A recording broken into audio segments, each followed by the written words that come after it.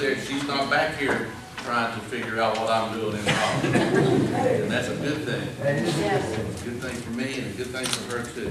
But I thought that you know, my job looking after 70 or 80 kids was tough. You have to go to Raleigh and look after 170 senators and representatives.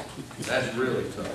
But it is an honor to be here, and I'm going to do my part today, not to keep y'all inside this building very long. So we have intentionally, because our goal is July 1st. Our goal is July 1st to be out of Raleigh, to have all of the businesses that we need to take care of, have the budget passed, have everything else done, and to be back here. We want to spend our July 4th weekend holiday at home. And so we're working towards that. One of the things I guess I wanted to do this morning was just to kind of bring you up to date as to where we are. You know that when we campaign and going into January, when we are in the office, we've got a 100-day agenda. Our Republican Party had come up with 10 items that were very important, that they thought were very important, that we wanted to do within the first 100 days. Next Thursday will be our midway point. And I can tell you unequivocally that we are not only on schedule, we're ahead of schedule. Because those things that were important to us that we wanted to get done, we're well on our way to do it. And I just want to just to mention a few of those, and I'm not going to be here long, and then we'll take some questions.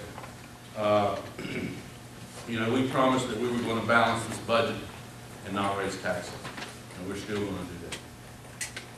It's not going to be easy, because at the same time that we're not going to raise taxes, we want to lower taxes. There's a bill right now that's coming through the House to lower our corporate income tax rate, so that we can not only be competitive with our southeastern neighbors, but we're going to be below them.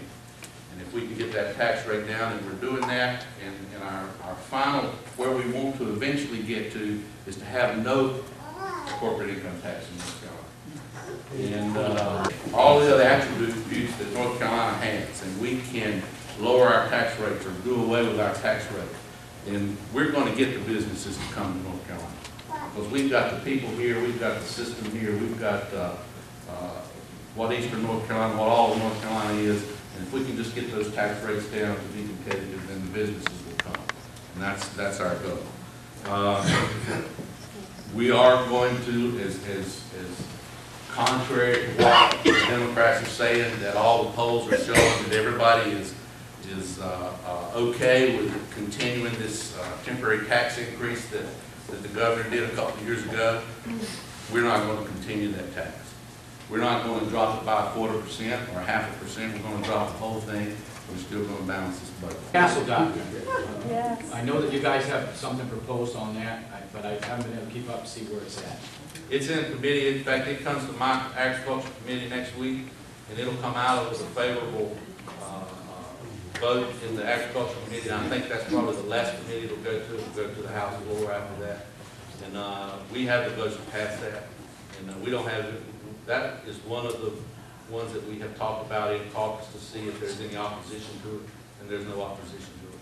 And we have the backing of several major organizations as far as the NRA and some other ones. There have been a couple of amendments that have been proposed that would just about just really hurt the bill. And so we're going to do away with the amendments first, and then we'll pass the bill and send it to the Senate. For anybody that doesn't know, if I can jump in for just a second. Right. That's the one proposed here is the most sweeping Castle doctrine bill in the country. It is. It covers more areas.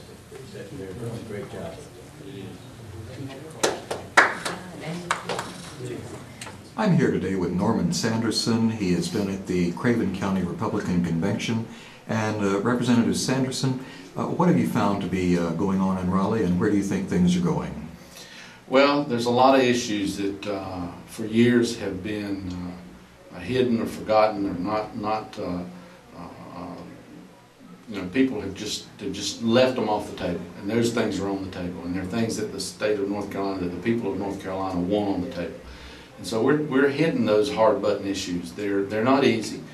There are no easy solutions, but we've got the people, I think, that have the right attitudes to address those things And I'm extremely pleased with several things. One, that the Republicans who have gone and taken the control of the House and the Senate are really holding together. That when we have problems, we discuss those problems in private, and when we come out as a unified group, and that's extremely pleasing to me. And I think that we're ahead of our schedule. You know, we had an agenda, and we're on target on that agenda, and we're working through that agenda. We're going to do what we told the people we were going to go and do. Thank you very much, and thank you for your service up in Raleigh, and we'll hope that you folks can adjourn when you want to. Thank you very much.